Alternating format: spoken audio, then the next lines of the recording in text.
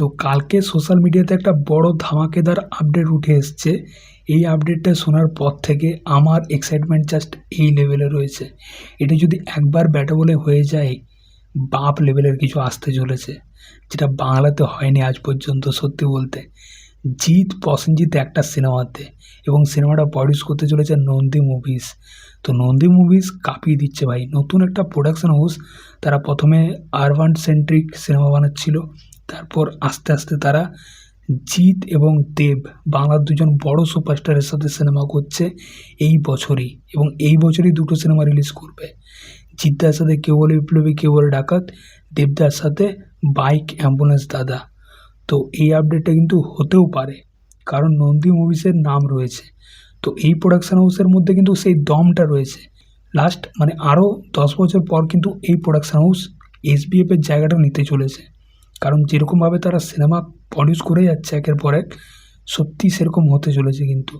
তো এই আপডেটটা যদি একবার ব্যাটে বলে হয়ে যায়, জিৎ প্রসেনজিৎ একটা সিনেমাতে, এবং শোনা আছে যে এই সিনেমাটা একটা অ্যাকশন ধর্মী সিনেমা হতে চলেছে। সিনেমাটার ডিরেক্টর হিসেবে থাকবে প্রতীক্ষিত বসু, যে জিতের সাথে এখন কেউ বলে বিপ্লবী, কেউ বলে ডাকাত সিনেমাটা ডিরেক্ট করছে। এটারও প্রডিউসার নন্দী মুভিস। তো সেই প্রতীক্ষিত বসু এই সিনেমাটা ডিরেক্ট করতে চলেছে।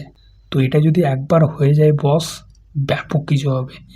জিৎ অলরেডি একজন অ্যাকশন স্টার, এবং বুম্বাদা সে তো mega star, mega action star.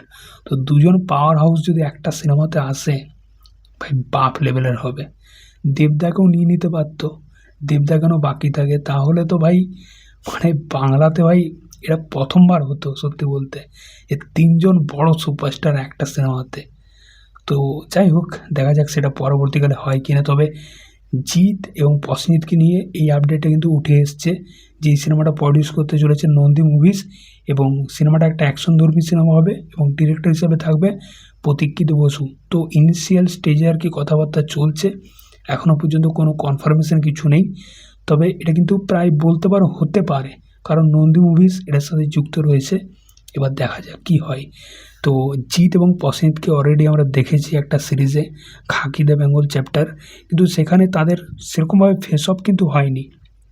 একটা হিরো ভিলেন তো টাসেল ছিল, কিন্তু সেরকমভাবে তাদেরকে দেখতে পাইনি ফেস অফটাই। তো সেটাতে মজা পাইনি সত্যি বলতে। দেখা যাক এই সিনেমাতে দুজন যদি হিরো হয়, কিংবা একজন হিরো একজন ভিলেন যদি হয়, তাহলে জাস্ট জমে যাবে বস। খুব এক্সাইটেড। শোনা যাচ্ছে সিনেমাটার নাম হতে চলেছে রুদ্রা। তো এমনি ফ্যানমেড পোস্টারও রিলিজ করছে ফ্যান্সরা।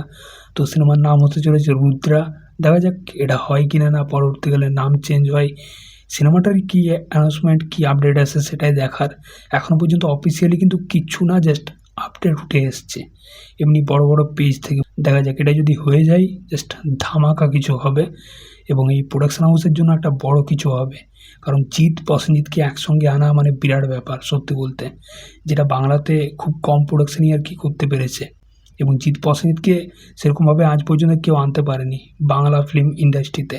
খাকি দ্য বেঙ্গল চ্যাপ্টার তো বলিউডের প্রজেক্ট, বলিউডের সিরিজ। বাংলাতে সেরকমভাবে কিন্তু জিৎ প্রসেনজিৎকে একটা সিনেমাতে একটা স্ক্রিনে দেখতে পাচ্ছি, সেরকমভাবে কোনো সিনেমায় কিন্তু হয়নি।